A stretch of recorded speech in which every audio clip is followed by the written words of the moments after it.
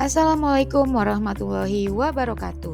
Perkenalkan saya Terry Sulistiorini, CGP Angkatan 9 dari SDN Cengkareng Timur 21 Pagi, Provinsi DKI Jakarta. Pada video kali ini, saya akan memaparkan koneksi antar materi pembelajaran berdiferensiasi pada modul 2.1. Apa itu pembelajaran berdiferensiasi?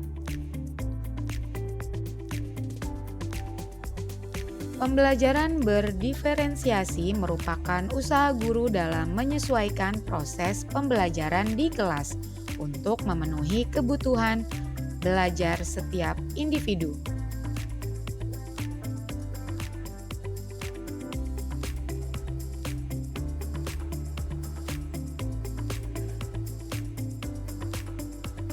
Artinya, pembelajaran berdiferensiasi adalah pembelajaran untuk mendukung semua murid di kelas kita. Maksudnya apa ya?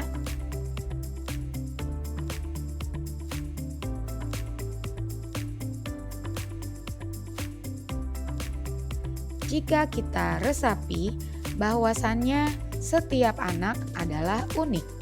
Mereka memiliki kelebihan dan kekurangannya masing-masing.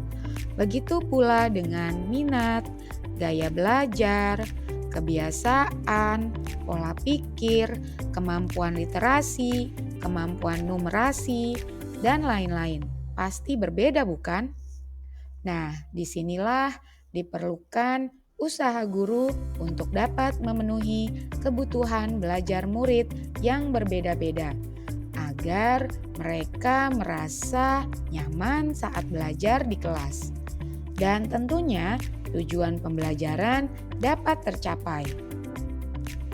Lalu, bagaimana cara untuk dapat melakukan pembelajaran berdiferensiasi di kelas?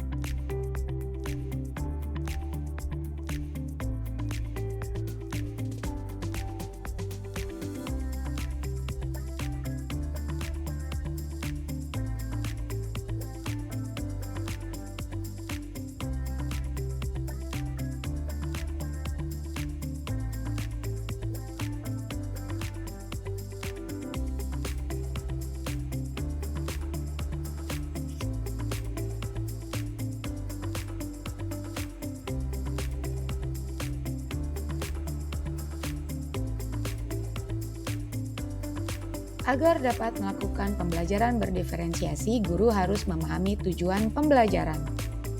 Kemudian, guru juga harus mengetahui dan merespon kebutuhan belajar murid. Selain itu, guru juga harus menciptakan lingkungan belajar yang mengundang murid untuk belajar. Guru juga harus melakukan manajemen kelas yang efektif. Kemudian, guru juga melakukan penilaian yang konsisten dan berkelanjutan. Berkaitan dengan kebutuhan belajar murid, guru harus memahami 3 aspek berikut ini: kesiapan belajar atau readiness, profil belajar murid, dan minat belajar murid. Pada kesiapan belajar mengharuskan guru untuk menilai pengetahuan awal dan menentukan apa yang telah murid ketahui dan di mana murid berada.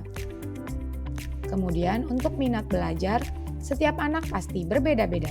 Minat adalah salah satu motivator penting bagi murid untuk terlibat aktif dalam proses pembelajaran. Untuk profil belajar murid, terdapat aspek lingkungan, kemudian budaya,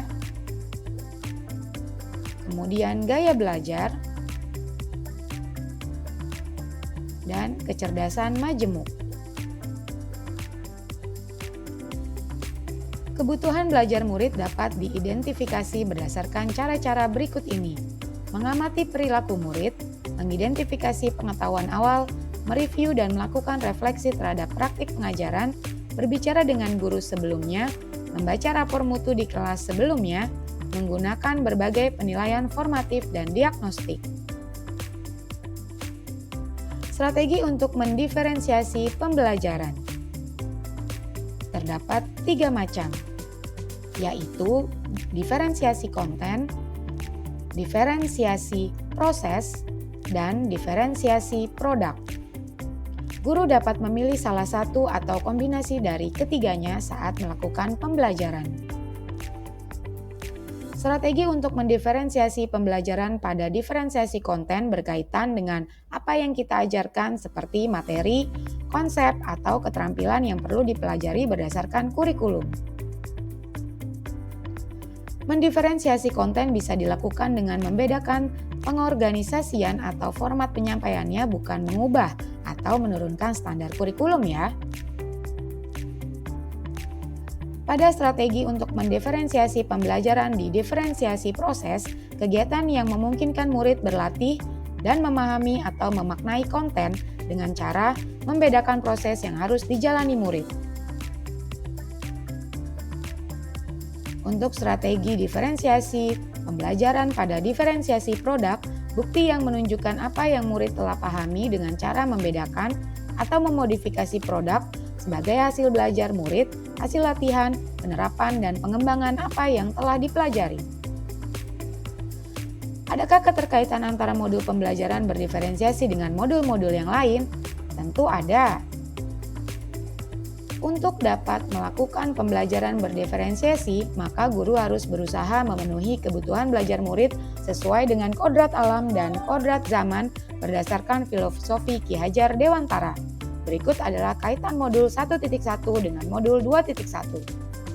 Selanjutnya, kaitan atau koneksi antara modul 1.2 dan modul 2.1.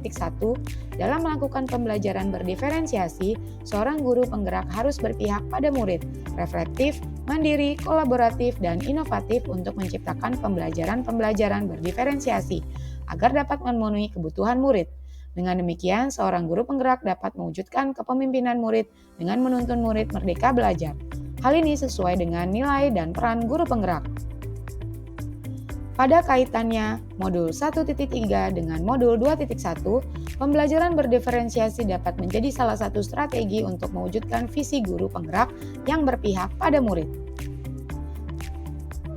Kemudian, kaitannya modul 1.4 dengan modul 2.1, dalam pelaksanaan pembelajaran berdiferensiasi antara guru dan murid harus ada kesepakatan kelas terlebih dahulu agar proses pembelajaran dapat berjalan dengan baik sesuai dengan nilai-nilai budaya positif.